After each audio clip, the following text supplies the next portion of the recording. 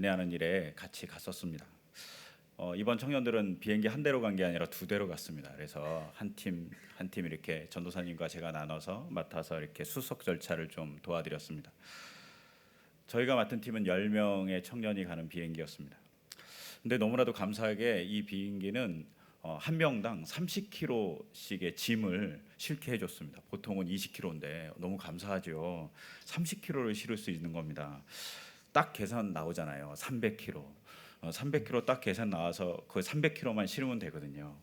이분이 이제 약간 공포를 줬습니다. 300kg 넘은 것만큼 돈을 지불해야 된다. 뭐 이렇게 얘기를 쭉 해줬습니다. 우리 이제 300kg를 맞추는데 최선의 노력을 다 해야 되겠죠.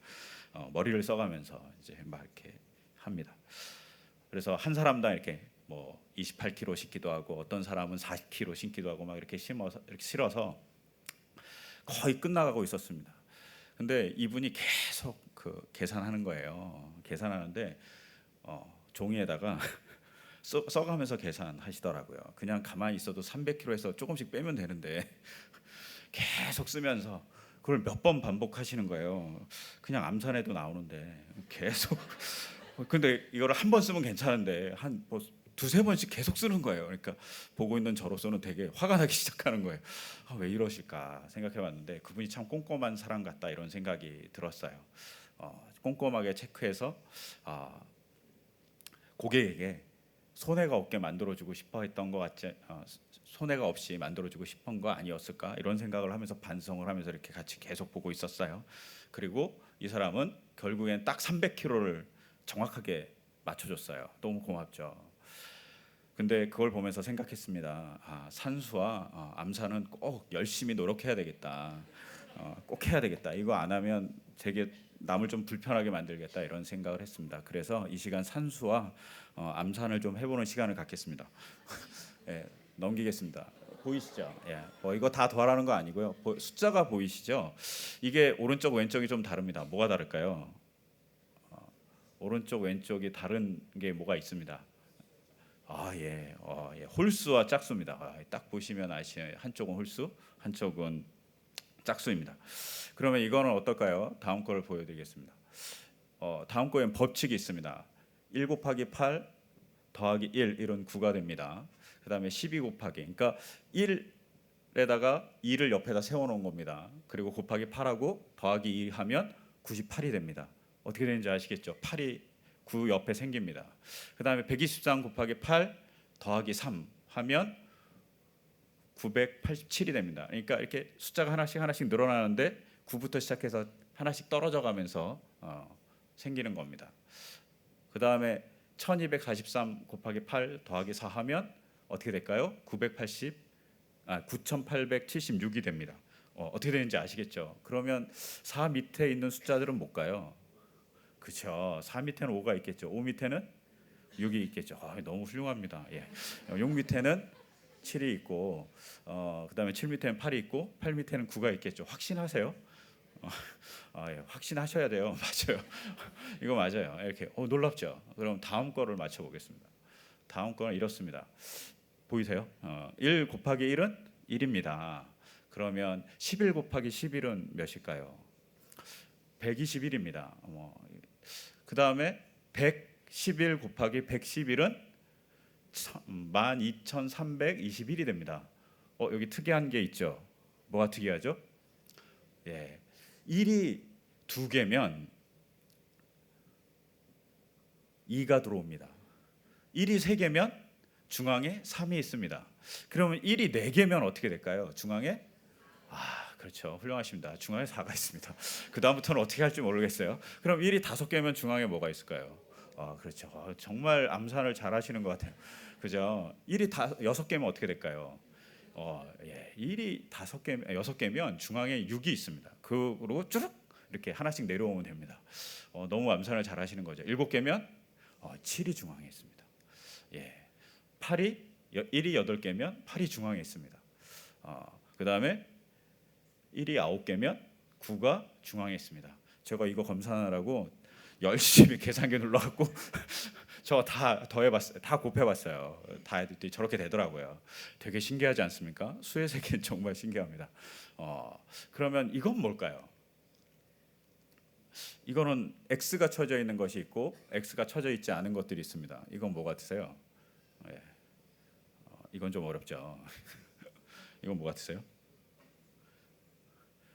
빨리 생각하셔야 됩니다. X가 안 쳐진 게 2, 3, 5, 7 뭐 이렇게 갑니다. 13, 17, 23 뭐 이렇게 갑니다. 41도 있고 못 가요. 이렇게 어려운 걸 내갖고 괜히 머리 아프게. 답은 소수입니다. 소수. 자기와 1 제외하고는 나눠지지 않는 수, 소수입니다. 그러면 마지막으로 이걸 물어보려고 합니다. 이건 뭘까요?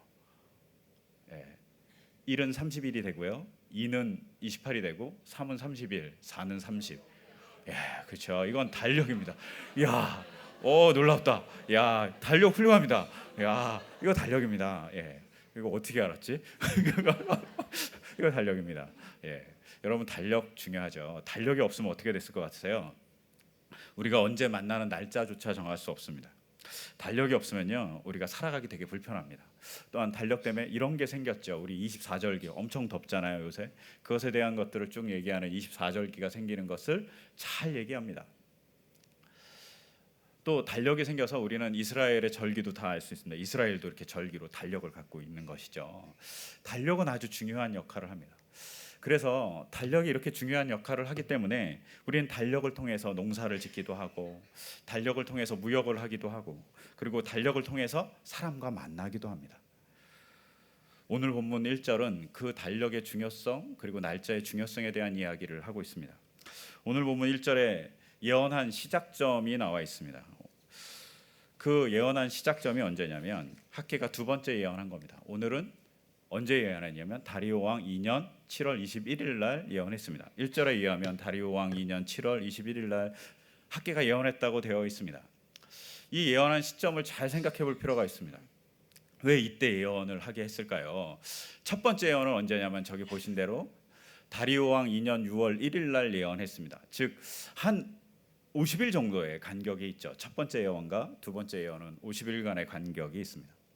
또 놀라운 것은 1장 맨 끝절에 공사를 시작했습니다. 무슨 공사를 시작했냐면 성전을 짓다가 말았는데 성전을 다시 재건하는 것을 다시 시작한 날짜가 며칠이냐면 6월 24일입니다.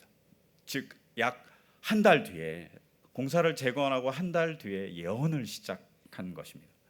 다시 하나님이 뭔가 필요해서 학개에게 너는 이스라엘 백성에게 가서 예언을 좀 해라 라고 얘기해 줬습니다. 그 예언의 내용은 하나님이 함께 하시고 너희가 공사를 하고 이 공사로 지어진 성전은 이전에 있던 성전, 즉 솔로몬의 성전보다 더 큰 영광을 가진 성전이 될 것이니까 그런 자부심을 가지면서 성전을 재건하라는 것입니다.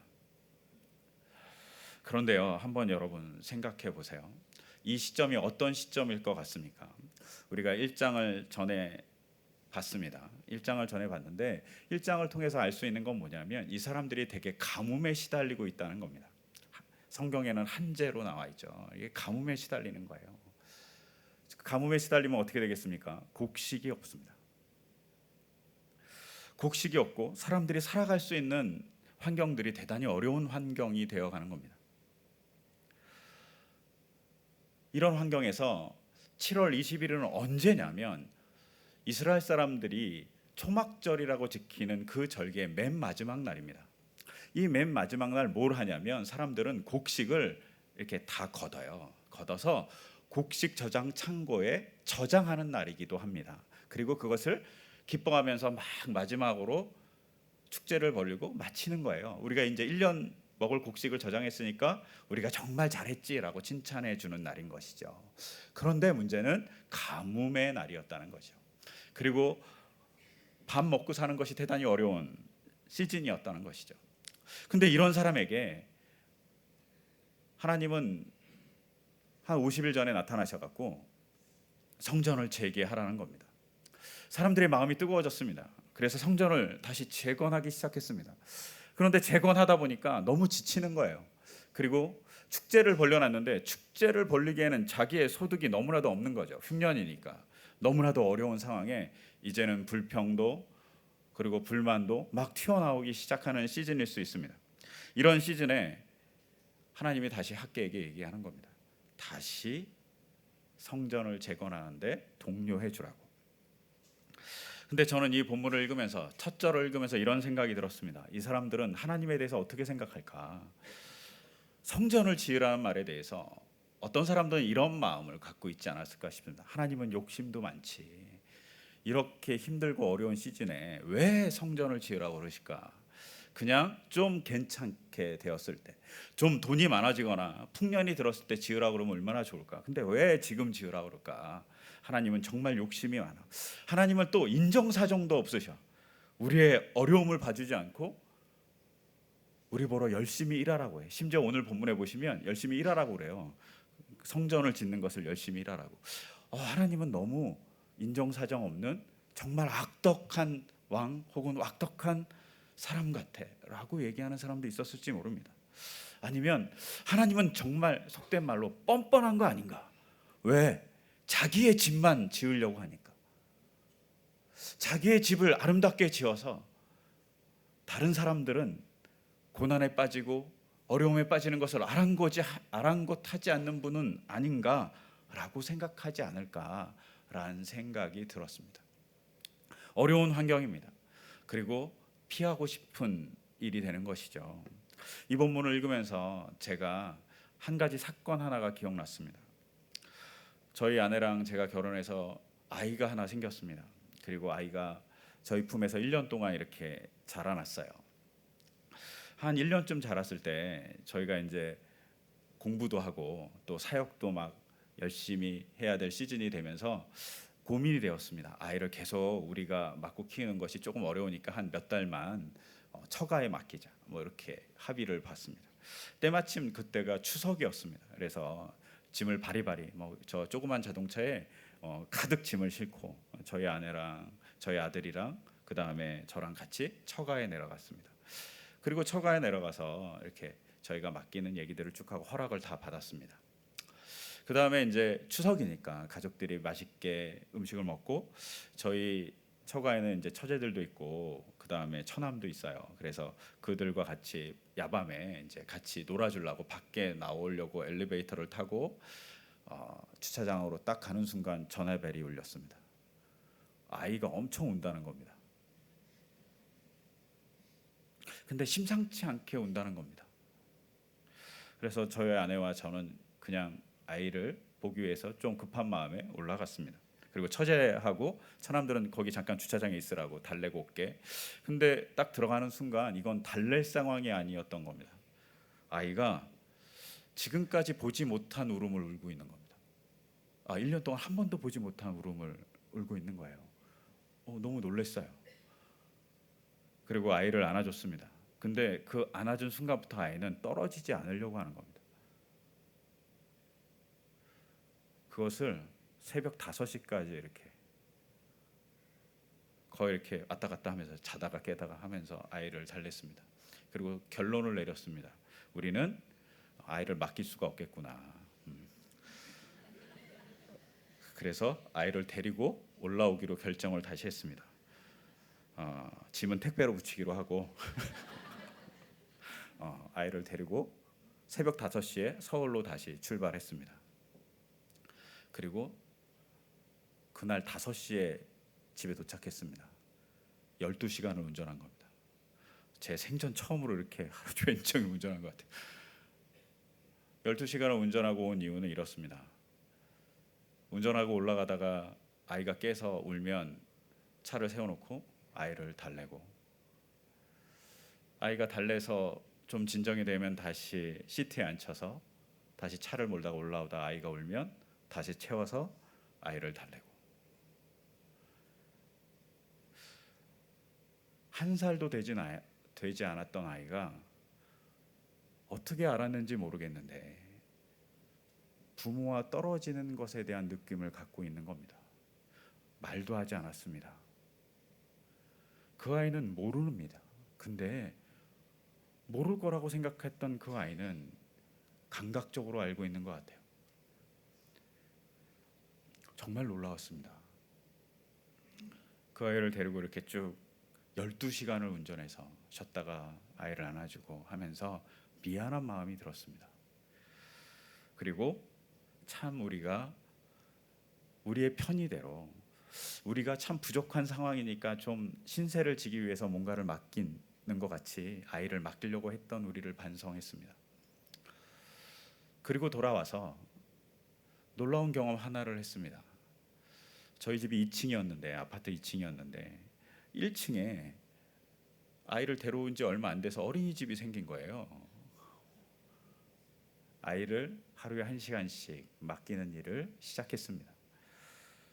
제가 그걸 보면서 이런 생각을 했습니다.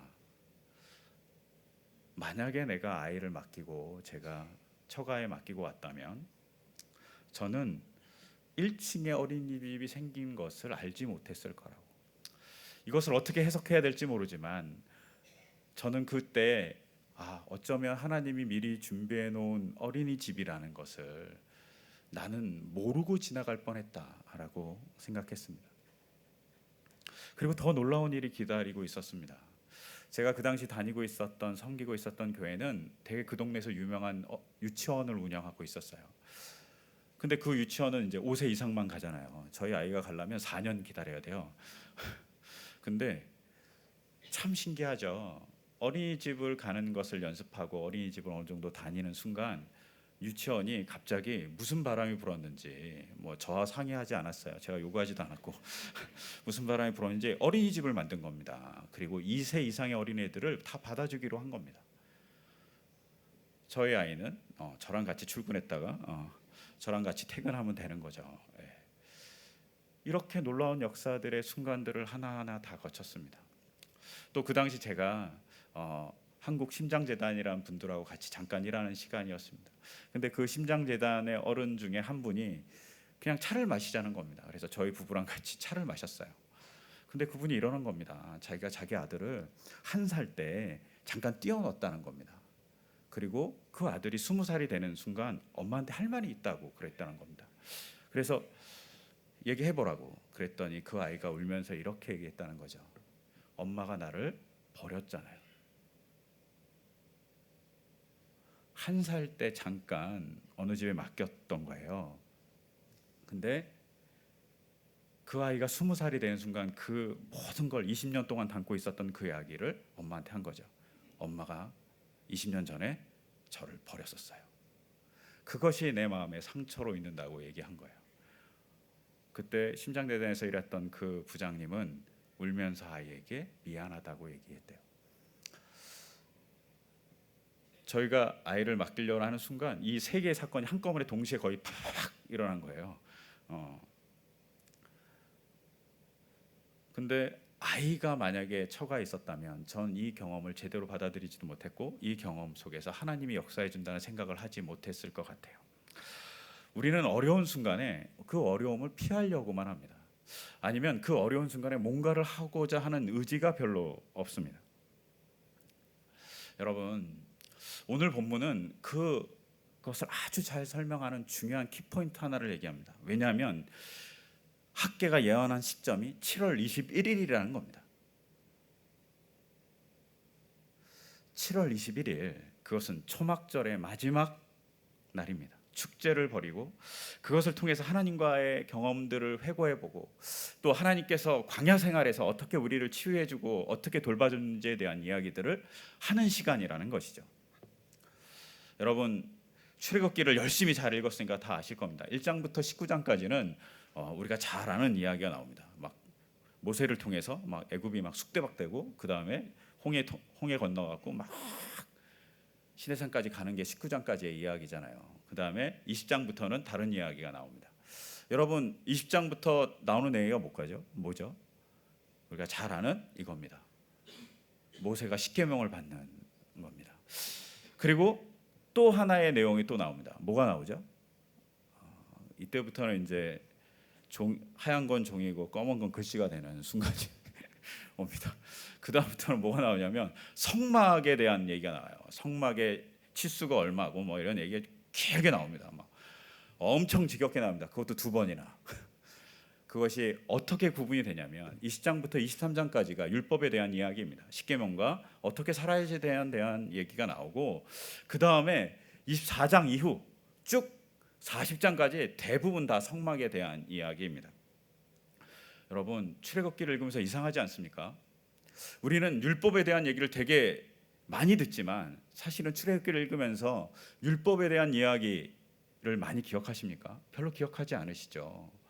근데 출애굽기의 반은 율법에 대한 이야기입니다. 근데 그 반 중에 한 넉 장만 율법에 대한 이야기고 나머지 한 15장은 성막에 대한 이야기를 하고 있어요. 이렇게 보면 이제 하나님이 집에 관심이 많다는 사실을 알 수 있어요. 우리하고 되게 비슷하죠. 집에 관심 되게 많으신 것 같아요. 그죠? 집에 되게 관심이 많으십니다. 엄청 그랬고 2번이나 강조해서 그것도. 그래서 25장 이후를 읽으면 똑같은 얘기 반복하는 것 같아요. 그래서 25장부터 31장까지 성막에 대한 얘기하고 32장에 잠깐 이제 금송아지 얘기 나오고 다시 이제 33장부터 시작해갖고 다시 성막에 대한 얘기 나오고 똑같이 한 번 더 나오고. 정말 지겨운 이야기가 나옵니다. 근데 왜 이랬을까요? 정말 하나님이 집에 관심이 많으신가요? 하나님 정말 집에 관심이 많으신 것 같습니다. 근데 왜 집에 관심이 많을까요? 이스라엘 백성과 같이 거주하려고 하는 겁니다. 여러분, 근데 여기에 정말 의문점이 있지 않습니까? 출애굽을 했습니다. 출애굽을 했는데 출애굽을 한 시점에서 몇 년 만에 가나안 땅에 원래는 들어가고 싶어 했을까요? 원래 우리가 알고 있는 40년 말고요. 가데스 바냐에서요, 정탐꾼을 보내서 그들이 부정적 평가를 해서 그 정탐한 40일 동안을 1년으로 계산해서 40년 동안 광야 생활을 했습니다. 만약에 정탐꾼들이 긍정적인 대답을 했다면 언제 들어갔을까요? 그 즉시 들어갔겠죠. 그러면 1년 정도밖에 되지 않습니다. 근데 그 1년 정도밖에 안 되는 기간 중에 시나산에 머무른 기간이 11개월이에요. 11개월 동안 성막 만들고요. 11개월 동안 율법을 배웠는데 대부분은 성막 만들었어요. 집에 관심이 정말 많으신 거죠. 근데 왜 그랬을까요? 제가 하나님이면 저는 1년 만에 가나안 땅에 들어간다면 가나안 땅에서 성전을 지으라고 그랬을 것 같아요. 못하러 천막으로 성전을 만듭니까? 집으로 만들면 되지. 여기엔 이유가 하나 있습니다. 무슨 이유냐면 하나님이 이스라엘이 광야를 지나가건 가나안 땅을 정복해 가는, 그리고 가나안 땅에서 정착해 가는 과정 안에서 같이 있고 싶으신 거죠. 같이 있고 싶어요. 그 어려운 상황에, 광야에 뭐가 있다고요? 그 어려운 상황에 같이 있고 싶은 거죠. 오늘 학계가 7월 21일 초막절 마지막 날에 예언을 한 것은 지금 너희가 한재 때문에, 가문 때문에 모든 걸 할 수 없다고 생각하는 이 시점에 하나님은 같이 있고 싶어 한다. 너희가 살고 있는 집과 같이 그 집에 같이 있고 싶어 한다고 얘기하는 겁니다. 그래서 오늘 그것에 대한 증거로 5절을 얘기합니다. 여러분, 5절에 이렇게 기록되어 있습니다. 너희가 애굽에서 나올 때 내가 너와 언약한 말과 나의 영이 계속하여 너희 가운데에 머물러 있나니 너희는 두려워하지 말지어다. 계속 같이 있었다고 얘기하는 겁니다. 언제부터요? 출애굽 때부터. 그렇게 같이 있었던 하나님이, 잘 생각해봐라, 내가 출애굽할 때 광야에서 청막을 지어서 거기 머물렀던 이유는 니네의 모든 노정에 나도 같이 있고 싶어 했기 때문이다라고 얘기해 주시는 거죠. 그런데 지금도 마찬가지이다. 나 같이 있고 싶다라고 얘기하는 거죠. 왜요? 이스라엘 백성에게 집을 얻고 싶은 것이 아니라 이스라엘 백성이 고단한 노정을 가고 있을 때 같이 있었던 것 같이 지금 너무나도 힘들게 이스라엘 백성을 재건하고 있는 그 상황에 같이 있고 싶다고 얘기한다는 것이죠. 그래서 일부러 오늘 본문은 예언을 7월 21일 날 일부러 한 것 같은 뉘앙스를 보여줍니다. 일부러 이 날을 택한 것이죠. 그러면서 우리가 볼 본문은 출애굽기 33장 9절에 이렇게 기록되어 있습니다. 모세가 해막에 들어갈 때 구름 기둥이 내려와 해막문에 서며 여호와께서 모세에게 말씀하시니 항상 구름 기둥이 지켜주었던 것 같이, 불 기둥이 지켜주었던 것 같이 이스라엘 백성과 같이 있겠다고 얘기하는 것을 알려주고 싶어서 7월 21일 날 예언합니다. 두 번째가 있습니다. 왜 초막절이 중요하냐면 이 7월 21일이 어떤 날이냐면 그 옛날 솔로몬이 성전을 지어서 봉헌하던 날이 바로 7월 21일 초막절이기 때문입니다. 열왕기상 8장 2절에 보면 이스라엘 모든 사람이 다 에다님을 곧 7월 첫째 달 절기에 솔로몬 왕에게 모이고 되어 있습니다. 이 7월 첫째 달 7월의 절기가 언제냐면 초막절입니다. 이스라엘 백성은 초막절에 성전을 봉헌한 것이죠. 솔로몬과 함께. 이와 마찬가지로 뭘 얘기해 주고 싶습니까? 솔로몬의 성전과 같이 너희가 지금 봉헌함으로 하나님 앞에 나올 수 있다고, 솔로몬과 같이 했던 하나님이 너희와 같이 해주겠다라고 얘기하기 위해서 7월 21일을 특별하게 택해 놓은 것이죠. 이곳에서 하나님이 뭘 원하십니까? 만나기를 원하는 것입니다. 좀 지나가서 보면 우리가 성막을 뭐라고 얘기하죠? 성경에서 여러 가지 번역이 있습니다. 그 중에 회막이라는 말이 있습니다. 들어보셨죠? 성막을 회막이라고 그러기도 하죠.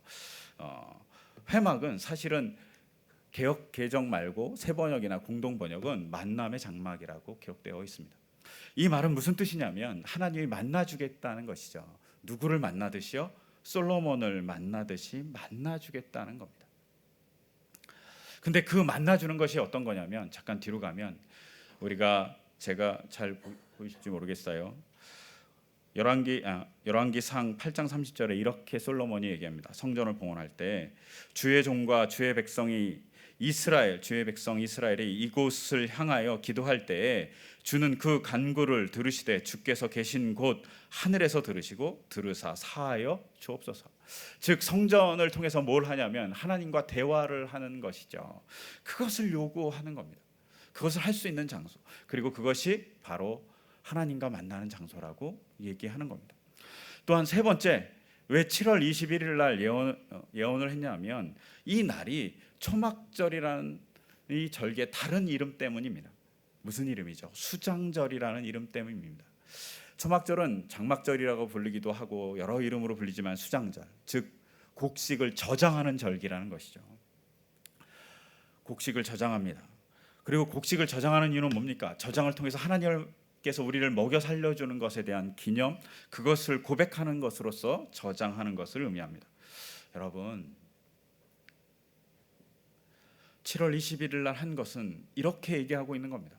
너희가 지금 가뭄 때문에 곡식을 저장하지 못한 것, 적게밖에 저장하지 못한 것 때문에 속상하지, 그런데 그것을 채워줄 것은 하나님이라고, 그것을 믿고 하나님을 좀 바라보라고, 너희 시선을 너희 곡식에만 바라보지 말고 너희 시선을 나에게 향하라고 얘기하는 겁니다. 여러분, 이 장면에서 우리를 좀 바라볼 필요가 있지 않습니까? 우리가 요새가 경제가 어렵고 삶이 어렵고 여러 가지 어렵다고 얘기합니다. 그러면서 우리는 뭘 바라보나요? 어려움을 바라봅니다.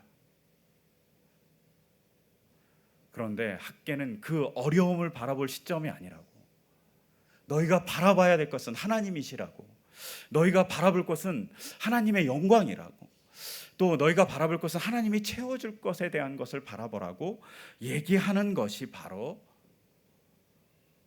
그리고 그것을 강조하기 위해서 하나님은 7월 21일이라는 정말 특별한 날을 택해서 예언하게 하십니다.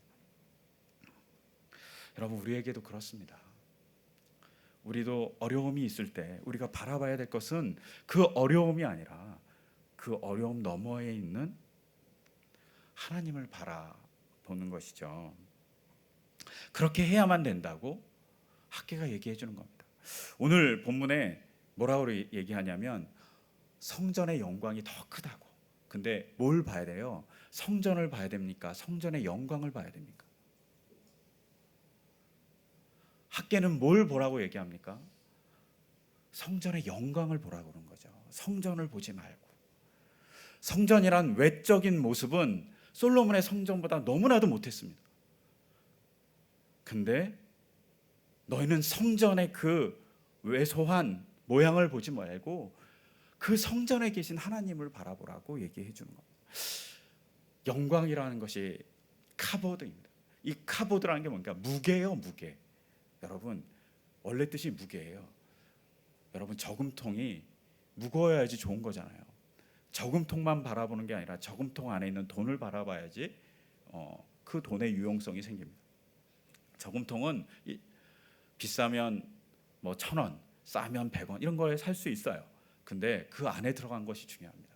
마찬가지로 성전의 영광을 보라는 건 성전을 보라는 게 아니라 성전에 들어가 있는, 성전을 무겁게 만드는 내용물을 보라는 거죠. 그 내용물이 뭘까요? 하나님을 보라는 겁니다. 너희가 좌절하지 말고 하나님을 봤으면 좋겠다. 근데 그것을 방해하는 사람들이 있습니다. 그것을 방해하는 게 누구냐면 외형적인 것을 옛날에 봤던 사람들입니다. 67년 전에 솔로몬의 성전을 봤던 사람들이 외형적인 것에 치중해 갖고 하나님을 보지 못하는 겁니다. 그래서 힘들어할 때 학개가 외형 말고 하나님의 영광을 보십시오라고, 하나님을 좀 바라보십시오라고 얘기해 준 겁니다. 우리가 삶에서 살아갈 때 이런 어려움들이 있습니다. 제가 좋아하는 시인데요, 그냥 시 제목은 해변의 묘지입니다. 폴 바렐이라는 사람이 쓴 시예요. 이 시를 읽어드릴게요. 중간중간 다 생략해서 읽어드릴게요. 한번 보세요. 사자, 죽은 사람입니다. 사자들은 두터운 부재 속에 용해되었고 붉은 진흙은 하양 망령들을 삼켜버렸으며 살아가는 첨부의 힘은 꽃 속으로 옮겨갔도다. 어디에 있는가 사자들의 그 친밀한 언어들은, 고유한 기술은, 특이한 영혼들은 어디 있는가. 눈물이 솟아나는 곳에 유충들이 기어간다. 구더기에 감춰진 이빨은 나에게 바짝 가까워서 그 무슨 이름이라도 어울릴 수 있으리. 무슨 상관이야. 구더기는 보고 원하고 꿈꾸고 만진다. 내 육체가 그의 마음에 들어 나는 침상에까지 이 생물에 소속되어 살아간다. 바람이 분다. 살아야겠다. 거대한 대기는 내 책을 펼쳤다 또 다시 닫는다. 가루가 된 파도는 바위로부터 굳세게 튀쳐나온다. 날아가라 온통 눈부신 책장들이여, 부서라 파도여, 뛰노는 물살로 부숴버려라. 돛담배들이 먹이를 찾아다니는 이 잠잠한 지붕을. 여러분, 좀 전에 보여드린 대로 이것은 해변의 묘지입니다. 묘지에서 폴 바렐이가 보고 있는 것이죠. 왜 묘지에 갔을까요? 죽고 싶으니까, 아니면 자기 삶이 죽은 것 같으니까. 그런데요, 그 죽은 삶을 자기는 뭐라고 얘기하냐면 구더기가 자기 침대에 누워서 자기를 먹고 있다고 얘기합니다. 여러분, 상상만 해도 토할 것 같지 않습니까? 구더기가 자기를 먹고 있대요. 그런데 갑자기 해변의 묘지, 거기 서서 삶을 포기하려는 순간 바람 하나가 불어옵니다. 그리고 자기 살을 지나가고 자기의 머릿결을 지나갑니다. 바람이 자기를 스치는 순간 폴 바렐이가 이렇게 얘기합니다. 바람이 분다. 살아야겠다. 정말 유명한 말입니다. 바람이 붑니다. 살아야겠다. 바람을 본 이 사람은, 바람을 느낀 이 사람은 죽음에서 살아날 수 있었습니다. 오늘 본문도 마찬가지입니다. 이스라엘 백성에게 힘들고 어려운 상황에 너희가 바라볼 것은 너희의 가뭄 때문에 없는 곡식이 아니라, 그리고 너희의 삶의 궁핍함이 아니라 너희가 지금 해야 될 일은 하나님과의 동행을 어떻게 할지를 생각하는 것을 바라봐야 된다는 거죠. 하나님이 너희하고 동행하고 싶다고, 너희가 어려운 것에 멋진 집을 지어서 하나님 이걸 봉헌합니다 이런 게 아니라 하나님과 동행하는 것을 하고 싶다고. 아니, 하나님이 지금 너희가 동행하고 싶어서 집을 지어달라고 얘기하는 하나님의 음성을 좀 들어달라고 얘기하는 겁니다. 거창한 집은 필요 없다고.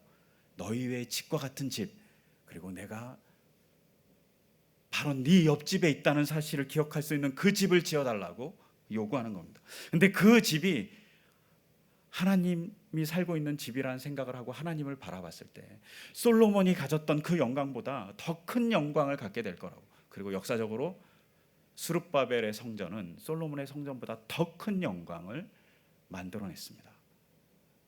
우리가 솔로몬의 성전을 얘기하지만 사실은 지금의 유대교, 여러분이 갖고 있는 성경책, 그리고 여러분이 알고 있는 탈무드 다 이 성전 때문에 있는 겁니다. 이 성전이 만들어낸 놀라운 역사입니다.